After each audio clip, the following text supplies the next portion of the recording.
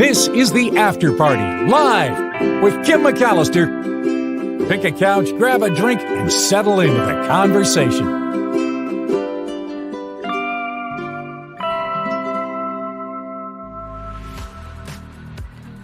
Hello, everybody. It's Waterfall Wednesday. I got it. I'm good. It's Waterfall Wednesday on the After Party Live. Thank you for being here. And tomorrow on the Mark Thompson Show, everybody's looking forward to Tom Hartman. That'll happen in the first hour of the Mark Thompson Show, which starts at 11 a.m. So just a programming note there. Thank you for being here. Today we have some waterfalls on the islands, in the islands of Hawaii. Not all of them on the Big Island, but this by request, because last week, and I forget who requested Rainbow and Akaka Falls, but those two I think are on the Big Island, but we have other waterfalls in Hawaii to look at as well. So that'll be really fun coming up. A lot of stories to get to and not a lot of time to do it. Do want to thank Carrie and Martha and Karen and Delette and Sarah and Wes for the contributions via PayPal to the show. Please find the PayPal link at the bottom of the show description. Also, in the About tab on the After Party Live here on YouTube. So thank you. The show is crowdfunded, and that is the reason it is managing to continue. So let's move to some of these stories right now. I have a couple of really interesting ones for you today. The first involves cheating on a significant other. And I wonder if you think this is kind of a good test before you marry someone, or if this shows a lack of trust in a relationship that kind of spells out that it's doomed before it even begins. There is a business now where you can hire someone to tempt your significant other to see if they would cheat on you before you really put your heart into the relationship, before you make a commitment that, is a lifetime one, before you move forward. These loyalty testers will catch your cheating boyfriend, or I assume girlfriend or what have you, for a fee. This is Savannah Harrison, and she can either just set up a date with your significant other to prove their infidelity, or try to pick them up at a bar, or whatever it is. She's what she calls herself as a professional checker. And she uses social media to expose cheating partners after she was cheated on herself. She says she wants to help other women avoid the same kind of heartbreak that she experienced. So she's working for this company called Lazo, L-A-Z-O. And they say they're a tool designed to see intentions and let go of toxic relationships. So she runs these loyalty tests on people that are suspected of cheating on their partners, or who someone just wants to see how loyal they really are. Yeah. She said, I've seen comments saying that this is messed up. But she says she doesn't feel bad about doing this at all. Because she says, if you can't be loyal, then you shouldn't be in that relationship. So here's how she does this. She'll accept a mission, and she'll message the partner of the client. And she said it's usually women asking for her to test their boyfriends, okay? So the woman will give details of where the wife or girlfriend in this instance wants her to go with a conversation, all right? And she'll find out where the boyfriend hangs out. She'll start up a conversation saying she's seen him in his favorite bar, or pretending to accidentally send him direct messages and photos. But either way, she goes right into his direct messages and says something to see if the person will reciprocate. And throughout the whole process, she's updating the client, wife, girlfriend, what have you, sending screenshots of any conversation she's having between her and the boyfriend. Sometimes these loyalty tests go on for 5 days. Sometimes she'll arrange dates with the person, and then she won't really turn up to it. She recently was, though, asked to set up a date all the way right until going there, and then she was told to cancel on him so the girlfriend could show up instead. But relationship experts say this really is not a healthy way to build trust in your relationship. That it would be a lot better for you to talk about why you feel insecure or why you feel the person would have their attention elsewhere instead of on the relationship.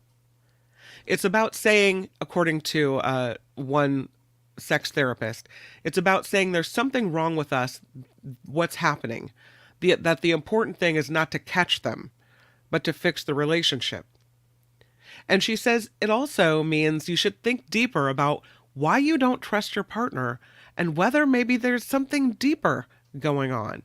Is this the experience you've had in relationships before? Is this lack of trust something from your background, maybe in your childhood? Is it this relationship that's making you not be trustworthy? So, the company, Lazo, says they're not trying to catch people. It's a misconception that they're trying to entrap people. That's not the case. They say that what they're trying to do is help people confirm what they already suspect, that their relationship is ending. Maybe often they need proof. That's the final kind of kick in the pants to let them know this is the wrong person for you. And they always tell people that the best first choice is to communicate with your partner. But if that communication doesn't exist, then you can try this loyalty test if you really believe something's wrong. So the charge is not expensive. $50 to $80 to run a loyalty test on someone. More than $100, though, in certain cases. Depends on how long it goes on, whatever. So, yeah.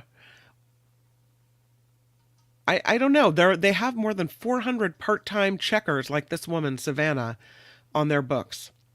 And while this is a new company, the concept of this is not new.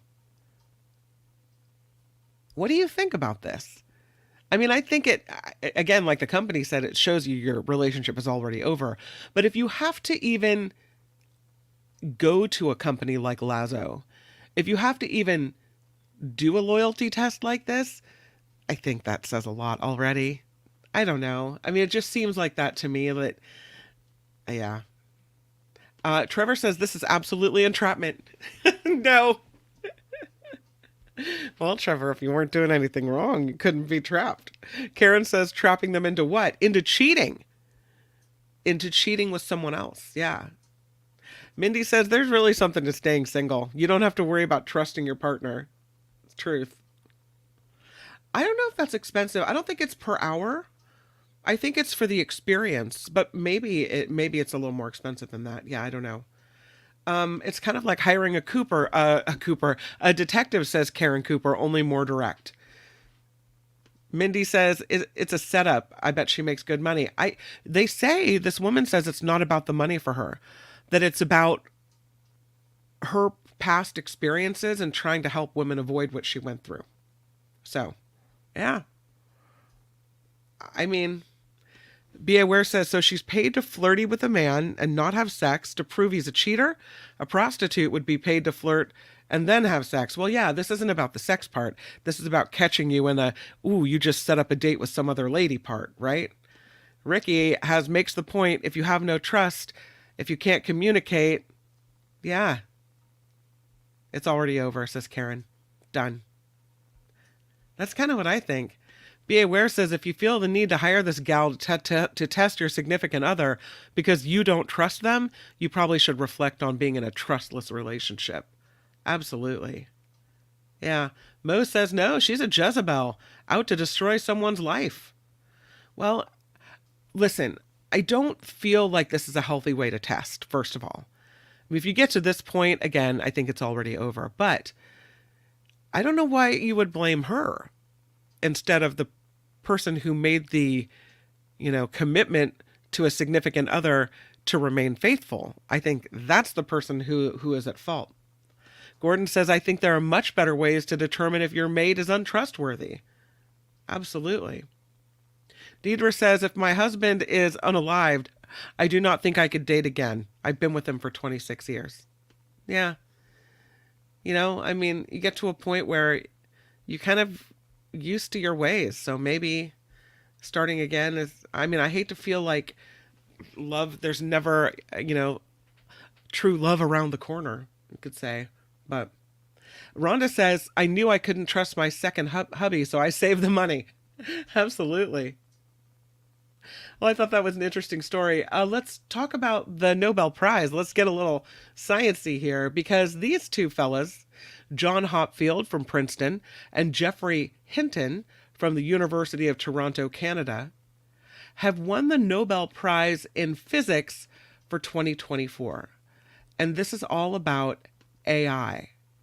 As a matter of fact, Professor Hinton, here featured on the right, is considered the godfather of AI, to the point where he's had some misgivings about what he's done. He stepped down from Google in 2023 because he had serious concerns about AI. He said it's hard to see how you can prevent the bad actors from using AI for bad things. He warns that this technology could pose a threat to humanity because these machines often learn unexpected behavior from the vast amount of data that they analyze. So he's questioning his life's work here, though he becomes part of this team that gets the Nobel Physics Prize.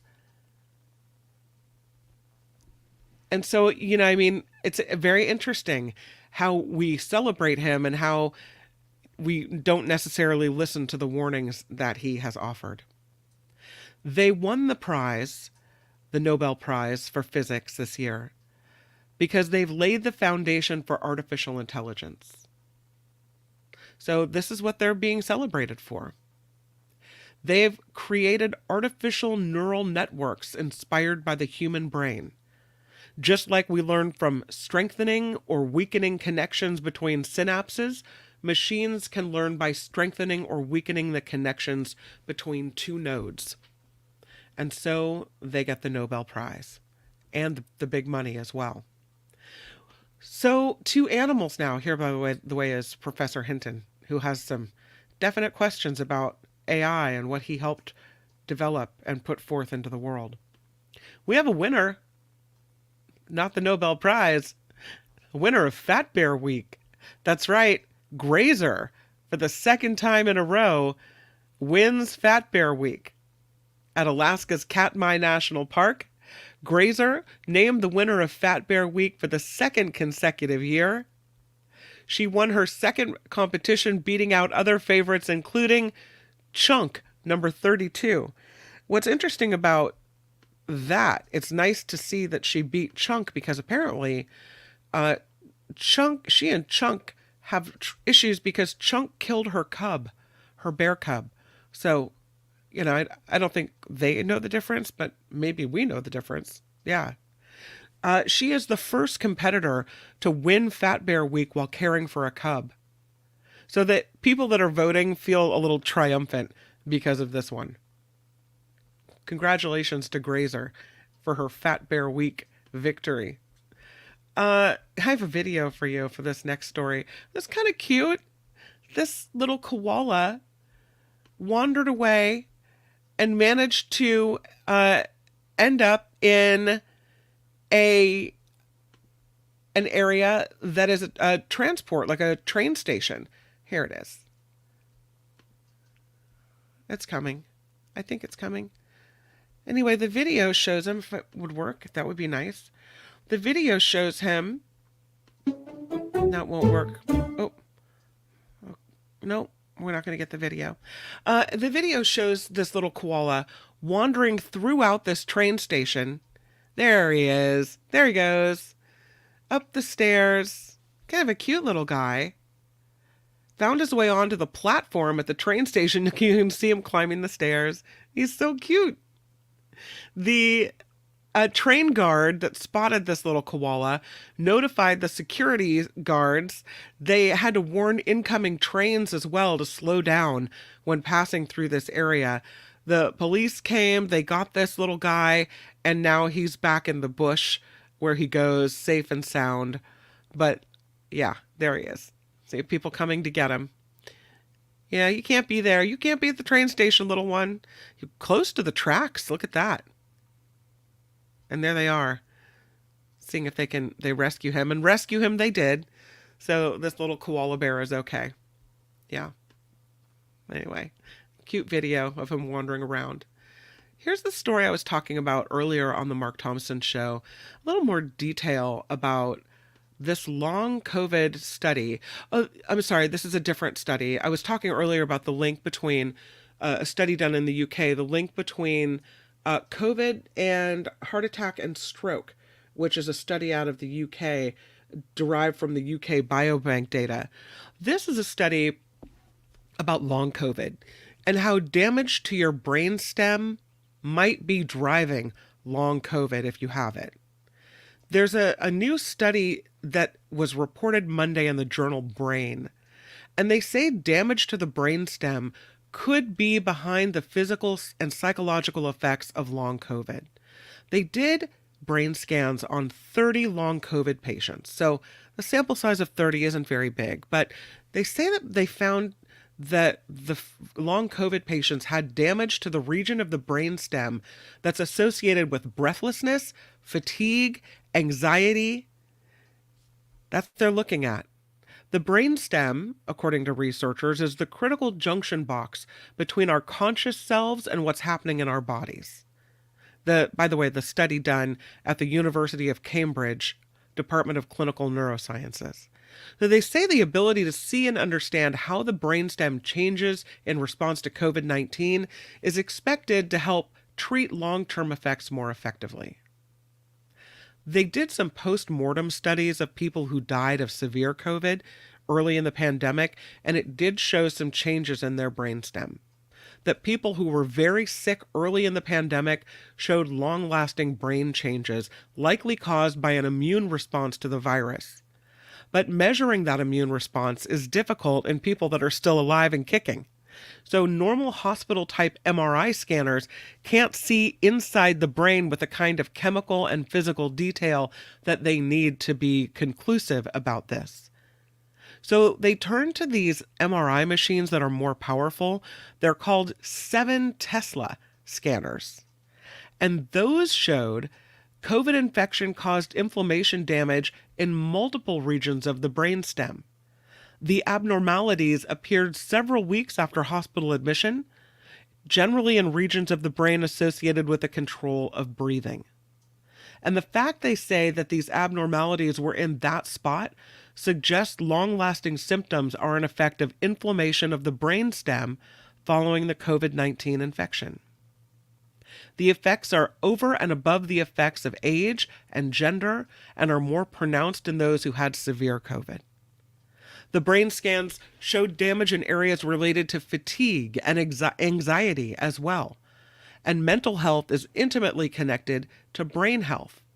Patients with the most marked immune response also showed higher levels of depression and anxiety, and that changes in the brainstem caused by a COVID infection could also lead to poor mental health outcomes. So, that study, they think, will help them treat people more effectively that have long COVID, and they're understanding more about it, step by step by step. And again, there was only 30 people in this study, but every study, leads us to the answers that we're looking for.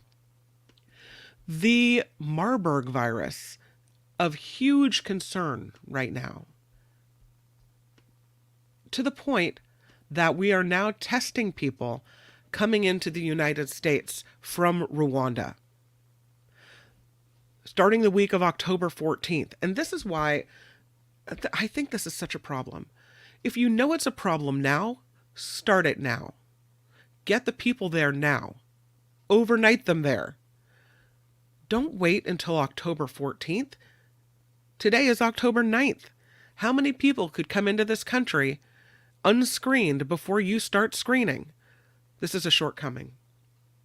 But CDC says starting the week of October 14th, they will begin public health entry screening for travelers entering the United States who have been to Rwanda in the last 21 days.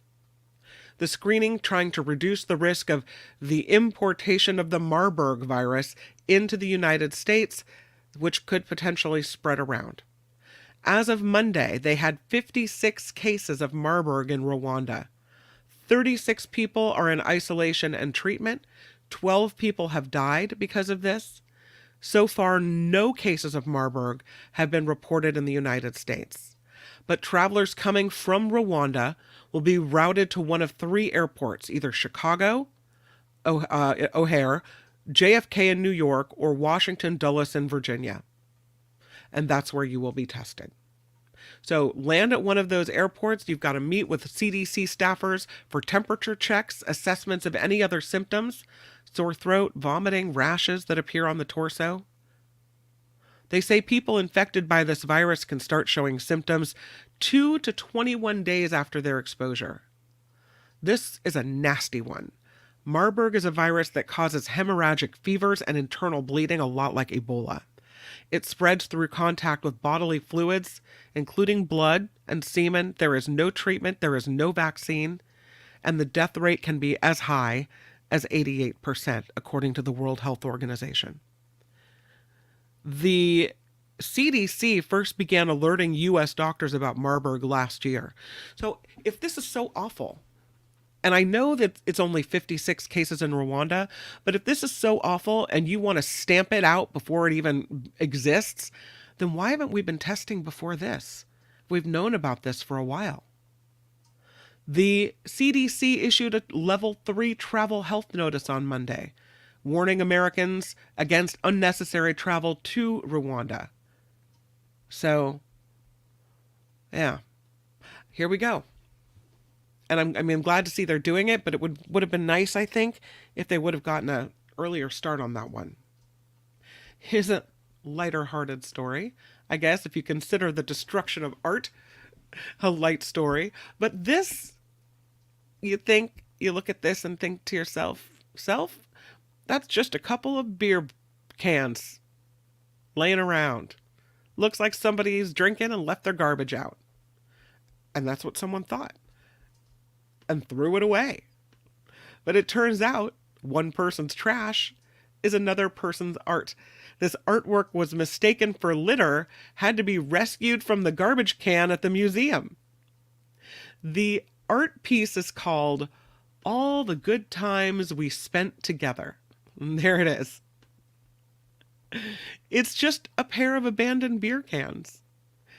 It's a 1988 piece by French artist Alexandre Lavey. It appears at first glance just to be a pair of empty beer cans abandoned on the floor. But these dented cans are meticulously hand-painted with acrylics, with each detail painstakingly replicated, according to the Lamb Museum. The museum said this piece was on display in the facility's glass elevator shaft, where they were mistaken for actual litter by an elevator technician. The theme for the collection is food and consumption. The art encourages visitors to see everyday objects in a new light. By displaying artwork in unexpected places, this is amplified and keeps visitors on their toes. You never know when you're going to see the art. Is it art? Where is it? Right? So the museum employees who noticed the artwork was missing launched a search and managed to rescue the intact art beer cans from a trash bin that was just about to be thrown out. The technician who threw the art away was filling in for the museum's usual elevator technician, who's well acquainted with this collection. They say he was just doing his job in good faith, no problem, and that this is actually a testament to the effectiveness of Lavey's art project. I don't know. Is it art? Do you think it's art? We used to have cleanups, artful cleanups every week in college. Absolutely. I don't know if there's any relation. Not sure. Karen says, well then, artwork is everywhere, isn't it? If you consider trash art, I suppose it's a statement on the human condition. Garbage, litter, right? Yeah. Walnut Creek's adult softball says, good Lord, that I know people who have art all over their house. I think my daughter's room is full of art. Absolutely. Karen says it's in the eye of the beholder. That's funny. Yeah, it's true. It's true. It's trash. It's trash, says Meredith. Come on, it's just trash. Well, in this particular case, the beer cans were recreated by hand paint or enamel or whatever it is. I don't know. I agree with the guy who threw them out. Like, get that stuff out of here. This garbage. Lotto of the day. This one all comes down to a pumpkin. It's happened in North Carolina. This man won $150,000 from a scratch-off lottery ticket. He's from Hertford, North Carolina. He said he's got a Halloween tradition of selling pumpkins from his garden. He said, I raise a few pumpkins every year, then I sell them. Someone gave me $10 for a pumpkin, and I used that to buy a ticket. I love to play the crosswords, so he said he selected a $5 extreme cash word ticket at the Sun Farm store, and he said he initially didn't realize how much he had won because he didn't have his glasses on. He said, I thought I won $1,000. The prize turns out to be $150,000. He said he might use those winnings to buy himself a new truck. There you go. That's what you want. Let's do this story about burpees before we get to waterfalls. This guy set a new burpee record. You know what a burpee is? Those of us that exercise. No, wait a minute. I'm not going to include myself in this category. I don't think I've ever even done a burpee, okay? The burpee is the exercise where, what is it? You jump down, you do a push-up, you jump back up. Yeah, this guy's a member of the Oregon Army National Guard, and he did 1,027 chest-to-ground burpees in 1 hour. He's 36 years old. His name is Major Tommy Vu. He's the Oregon National Guard's in the Oregon National Guard's Medical Command. He previously set this record in 2023 and did 1,003 burpees, but then a Dutch man beat him by doing 1,010 burpees in 1 hour. So Mr. Vu, Major Vu, goes back and says, I'm going to retake that record. And so he did on Saturday, finish his attempt with 1,027 burpees in 1 hour. Now, it hasn't been reviewed yet by the Guinness World Records folks, so it still has to be, but it's looking pretty good for Mr. Vu. You imagine 1,027 burpees in 1 hour. He looks like he's pretty in shape and can handle that. But yikes. It's a lot. Well done, Mr. Vu. Can we talk about Waterfall Wednesday? It's time. Here it is. Waterfall Wednesday. There should be like some tinkling music in the background. Something like that. I don't know. We're going to Hawaii this time around. Our first waterfall, by request, is Akaka Falls. I have been here. It is so beautiful. You kind of walk down the steps to this overlook where there are honeymooners posing in front of the waterfall behind a railing. And the whole area is a little bit misty. It's pretty beautiful. This is Akaka Falls State Park. It is on the Big Island of Hawaii, in the Hilo area, I believe. And it is a foresty area. You can see here it's very lush, very green. This whole area is very wet. This, they have a tour you can take of this area, along with a hike and everything else. Although I don't remember it being that hard to get to. But pretty beautiful. This is in Hilo, and it's the Akaka Falls State Park and the waterfall. Pretty. They say there's a great trail in the forest that you can actually see 2 waterfalls when you go on this tour, and it takes about 30 minutes to do the trail. The next one is Rainbow Falls. Here it is. Oh, here's another picture of Akaka Falls. Pretty beautiful. Here's Rainbow Falls. Isn't that pretty? There's another picture of Rainbow Falls. You can see the rainbow. Pretty nice. To see a rainbow in the mist from the falls, the rapids that lead to the waterfall, and a tall, majestic banyan tree as well, you can take a tour in this area. This is beautiful. I have also been to Rainbow Falls, and I do believe that is on the big island of Hawaii in the Hilo area. So, so beautiful. It looks like you can see the, in this picture, it almost looks like two streams forming into one. But in this picture, it looks more like one single, but I think it is if you get closer to it, you can see that it's two.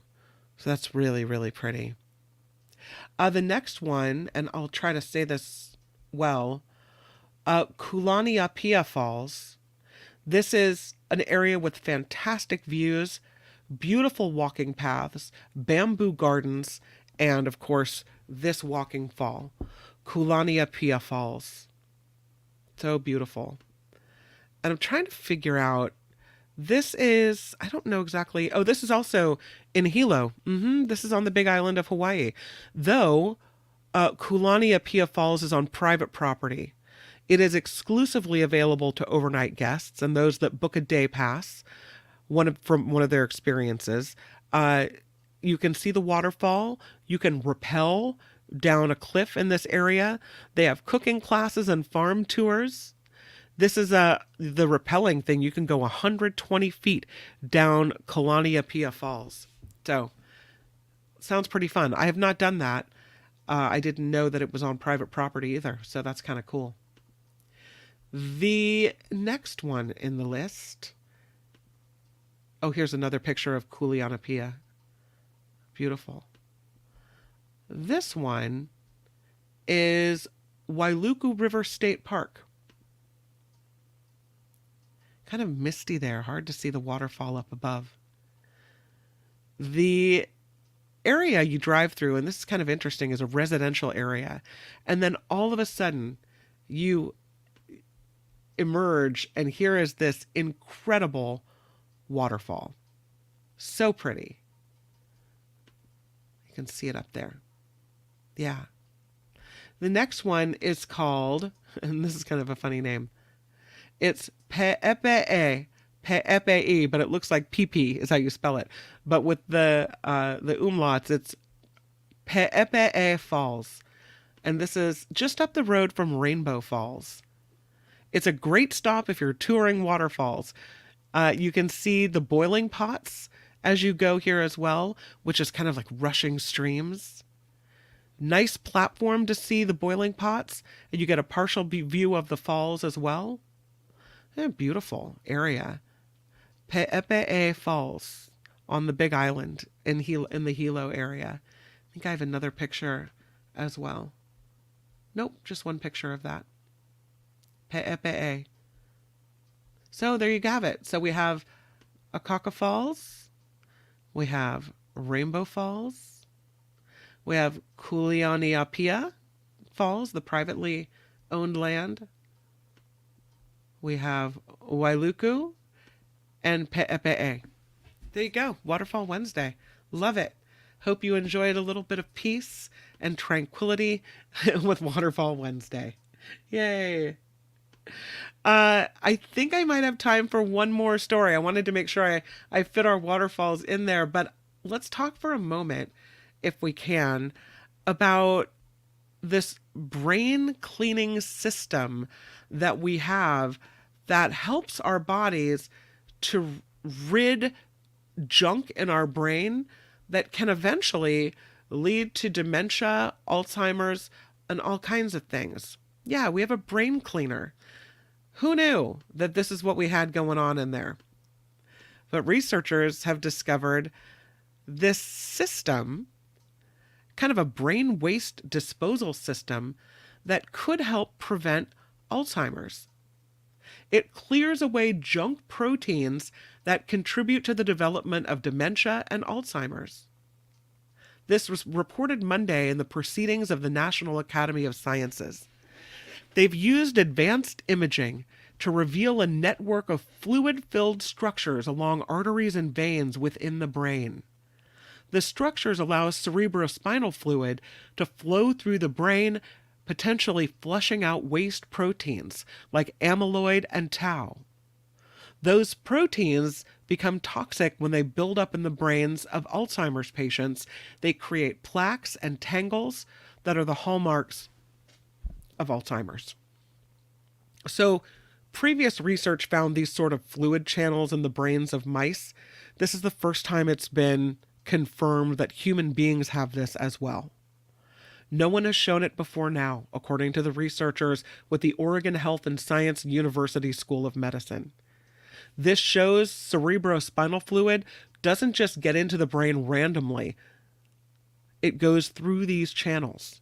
So they injected 5 patients undergoing brain surgery at Oregon Health with a tracer that would be carried with the cerebrospinal fluid into the brain.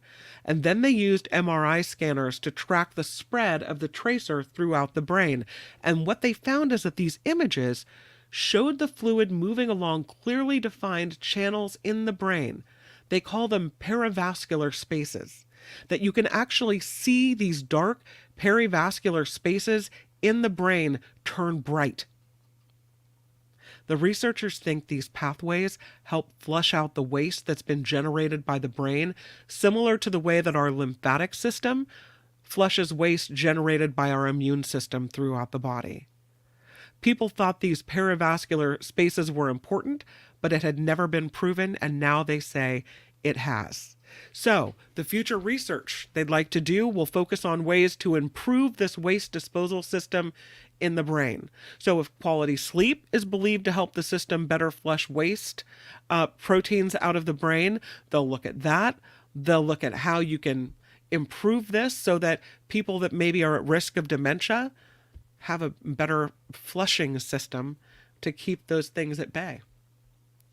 And lastly, on this edition of the After Party Live, let's talk about ginseng. There may be a ginseng shortage when it comes to Appalachian ginseng. The Forest Service is trying to keep people that forage this from taking all of it. There are people that go out into the Appalachian Mountains. They climb up these steep ravines trying to get what they call old man sang, which is a slang term for ginseng. This is a gnarled, bulbous root that has medicinal qualities. And this plant can reach 80 years of age, but it grows so slowly that it takes at least 5 years to reach maturity. And demand for it is so great that it's largely been rooted out, you could say, in Asia, which is driving prices for American varieties to $1,000 a pound for ginseng. It has conservationists concerned that the people that are out digging for this could be pinching it out of existence because they're harvesting plants too early and they're harvesting it too often. So when it got really valuable, there's just so many people going over and over the same ground. Never a chance for ginseng to recover in Appalachia. Though it's found in much of the eastern United States, the ginseng is most prevalent in Appalachia and the Ozarks. And the risk of excessive foraging is particularly great in Kentucky, West Virginia, North Carolina, and Tennessee, because of high unemployment in this area and widespread poverty there as well. So now the Forest Service is limiting harvesting on public lands.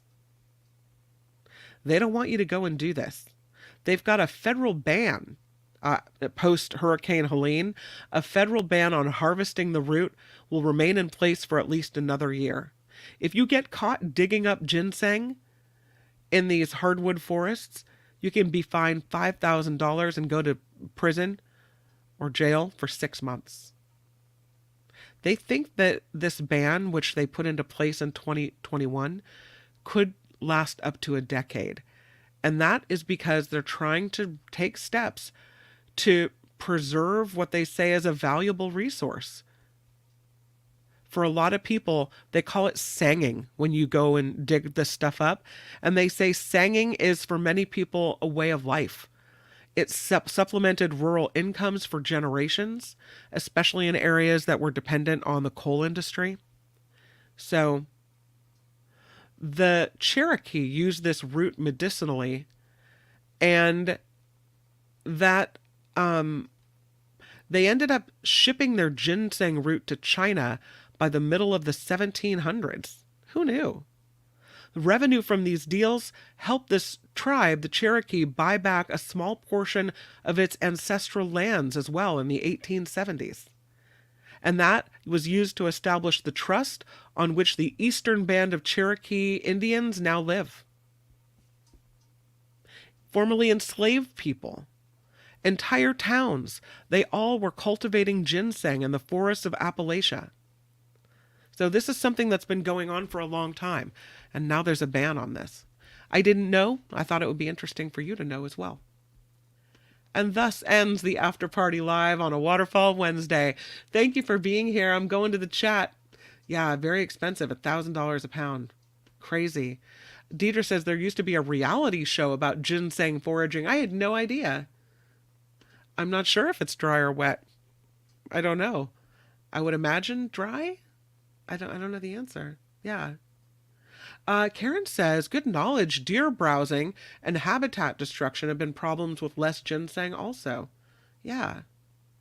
Glad you're doing well and that you're getting taken care of.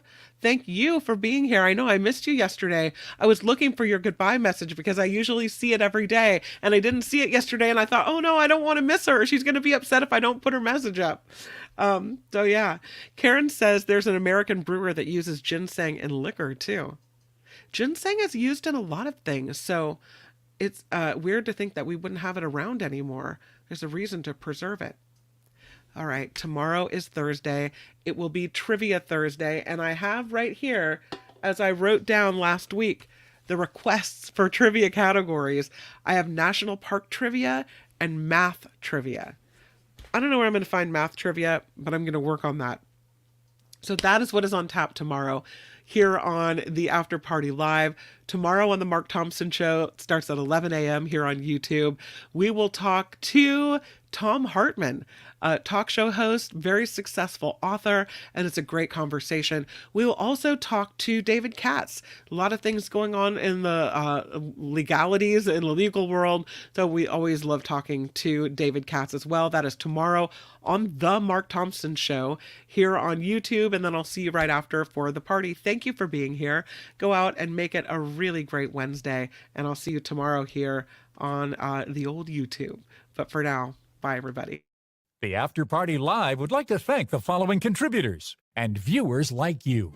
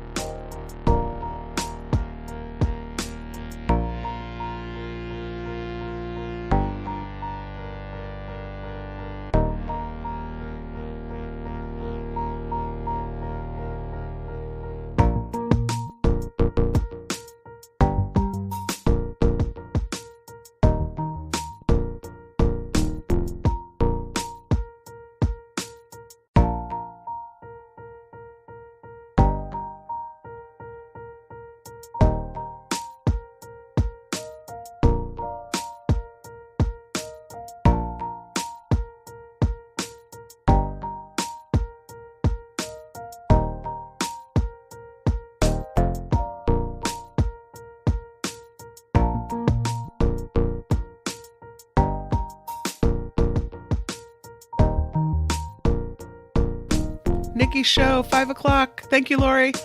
5 o'clock on YouTube. Nikki Show tomorrow, 5 p.m. Cocktails, mocktails, politics.